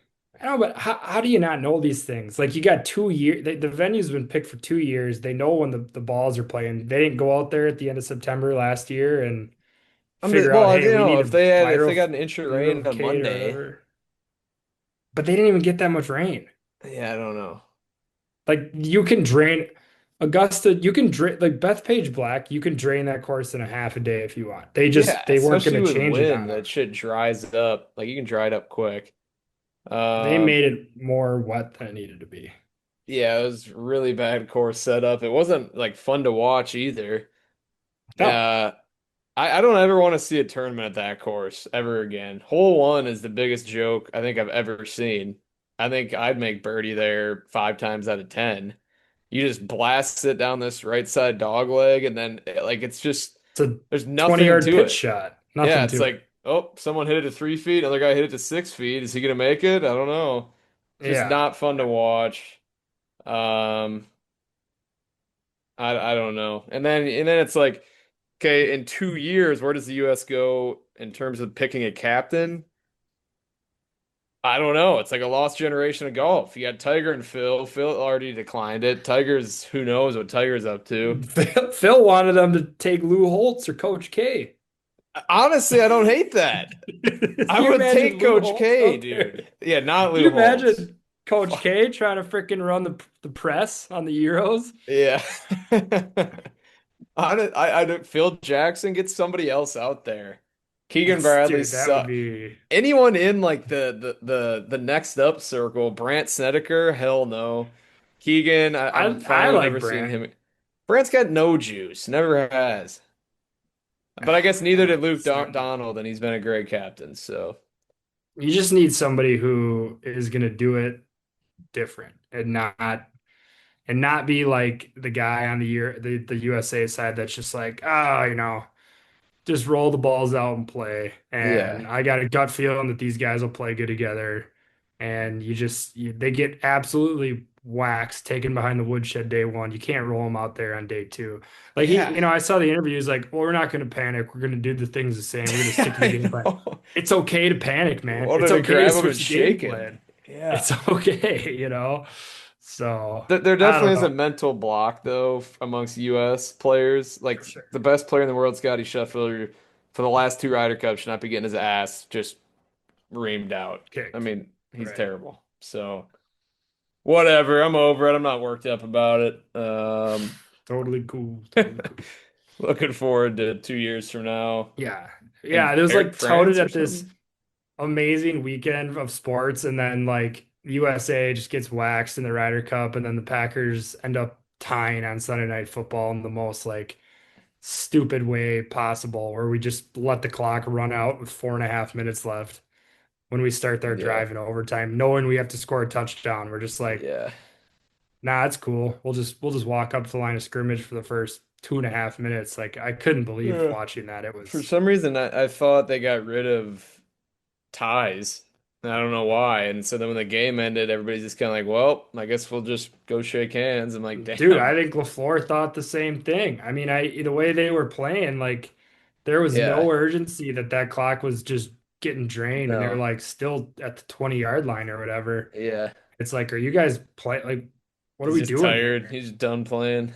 Yeah, just like put I, the thing I on cruise control. I also don't know how to like rationalize a tie. Like I don't know how to weigh that throughout the season now. It's like, well, Not against the we're Cowboys, like divisional, like if it was against the Vikings, Bears, or Lions, it wouldn't, it cuts both ways, but like tying Dallas, a team that we should just they're terrible. I mean, they got a yeah, bunch of freaking guys from the parking lot playing defense.